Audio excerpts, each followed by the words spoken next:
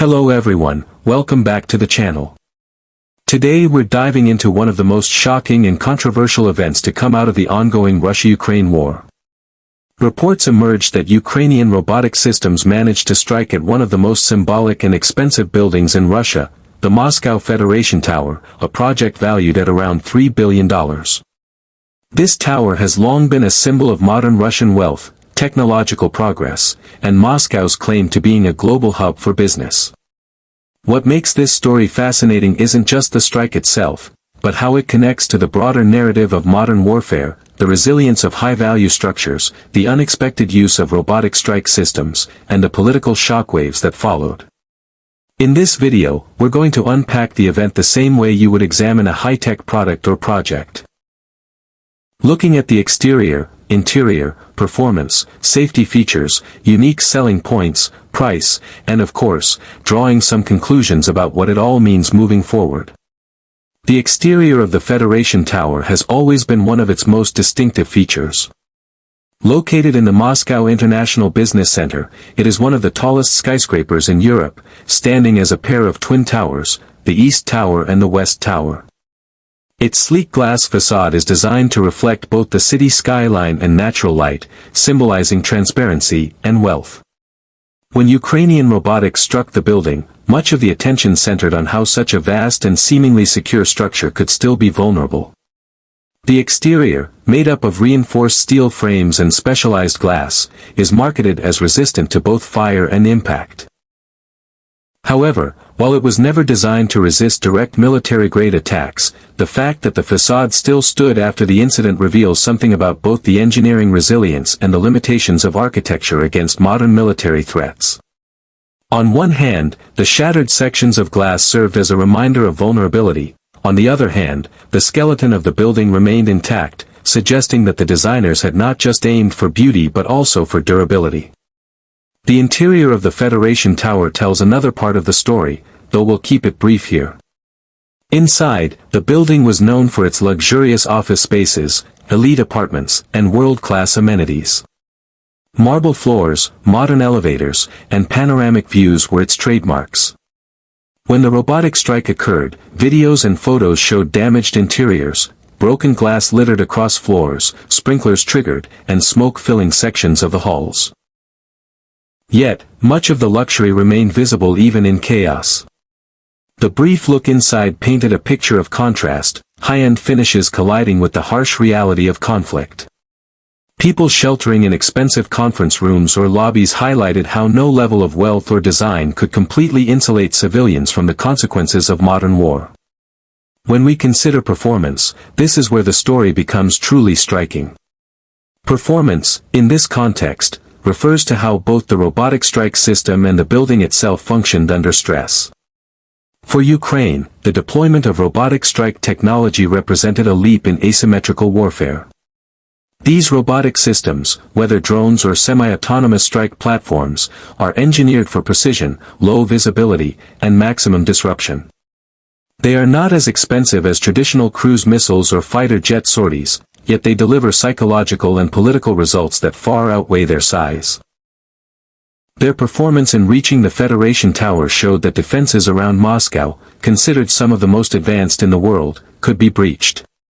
Russia's air defense systems, radar tracking, and electronic warfare equipment are supposed to detect and neutralize incoming threats, especially near such high-value targets. Yet the strike proved that performance is not always guaranteed, and even billions of dollars spent on defense systems do not ensure perfect safety. On the other side, the building's performance under attack was paradoxical. It suffered visible damage, especially to its outer layers, but it did not collapse, did not trigger mass fatalities, and still stood tall in Moscow's skyline. This resilience is itself a testament to modern engineering, though it was tested in a way its designers had never intended. Safety features play an essential role in understanding this event. For a skyscraper like the Federation Tower, safety features typically include earthquake resistance, fireproofing, emergency exits, sprinkler systems, and backup power supplies. In a conventional context, these features are designed to protect tenants and visitors from natural disasters or accidents, not robotic strikes. Yet in the aftermath of the attack, they became critical. Reports suggest that fire suppression systems engaged quickly, preventing flames from spreading across entire floors.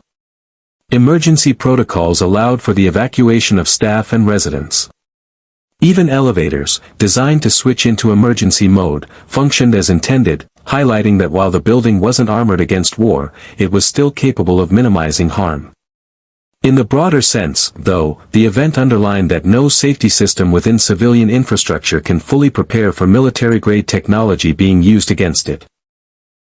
Looking at unique selling points, we have to step back and examine why the Federation Tower mattered in the first place. For Russia, this was more than just a skyscraper, it was a national statement. The Federation Tower was meant to project Russia's image as a modern, wealthy, globally connected nation capable of building architectural marvels that rivaled anything in New York, Dubai, or Shanghai. It became a hub for international companies, investors, and elites. Its height, luxurious finishes, and record-breaking construction costs turned it into a landmark. The uniqueness of this building lies in the fact that it wasn't just about real estate, it was political theater. To see such a symbol attacked was more than just a physical strike, it was a strike against Russian prestige. For Ukraine, the unique selling point of using robotic strike systems is exactly this, asymmetry. Instead of trying to match Russia missile for missile or tank for tank, Ukraine has leveraged relatively cheaper, smarter, and more adaptive technology to target symbols, not just soldiers. That uniqueness has made these strikes more than just tactical victories, they're psychological and symbolic tools in the information war. Price is another angle that cannot be ignored. The Federation Tower is estimated to have cost around $3 billion to design, construct, and complete. That makes it not only one of the most expensive buildings in Russia but also one of the most valuable single structures in Europe. It housed businesses worth billions more, making its symbolic and economic price tag even higher. By comparison, the robotic strike systems used by Ukraine are believed to cost anywhere from tens of thousands to a few $100,000 each, depending on their configuration. This imbalance of cost is staggering. A low-cost robotic strike damaging a multi-billion-dollar building demonstrates the future of warfare, where the price of attack can be a fraction of the price of defense or repair. This mismatch between cost and consequence is at the heart of why this event shook Russia and captured international attention. It revealed how vulnerable even the most expensive and iconic projects can be when exposed to new forms of warfare. Drawing everything together, the conclusion becomes clear. The strike on Moscow's Federation Tower by Ukrainian Robotic Systems was not simply a military event but a symbolic earthquake. It reminded the world that war in the 21st century is no longer limited to frontlines or conventional battles. Instead, it is a blend of symbolism, technology, and asymmetry. The exterior of the building, once seen as unshakable, now carries scars that will be remembered for years. The interior, designed for comfort and prestige, became a stage for chaos and fear. The performance of Ukraine's robotic strike systems revealed vulnerabilities in Russia's defenses that many thought were impenetrable. The safety features of the tower minimized casualties but could not erase the psychological blow. The unique selling points of both the tower and the robotic systems clashed in a single night, one representing wealth and permanence, the other representing adaptability and disruption. The price comparison exposed the harsh economic reality of modern warfare. Billions invested in infrastructure can be shaken by tools costing only thousands. Ultimately, this event leaves us with a profound message about the evolving nature of conflict. No city, no symbol, no skyscraper, no matter how expensive or well-engineered, is entirely safe in an age where robotic systems redefine the battlefield. For Ukraine, it was a demonstration of ingenuity and resilience. For Russia, it was a wake-up call about vulnerabilities even in the heart of its capital. For the rest of the world, it was a glimpse into the future of warfare, where the balance of power is no longer determined solely by who has the biggest army, but by who has the smartest tools. Thank you for staying with us through this deep dive into one of the most shocking episodes of the Russia-Ukraine war. The Federation Tower strike wasn't just about broken glass and damaged steel, It was about a collision of symbols, strategies, and the shifting rules of modern warfare. If you found this breakdown insightful, make sure to stay tuned for more detailed explorations of how technology and geopolitics continue to reshape our world.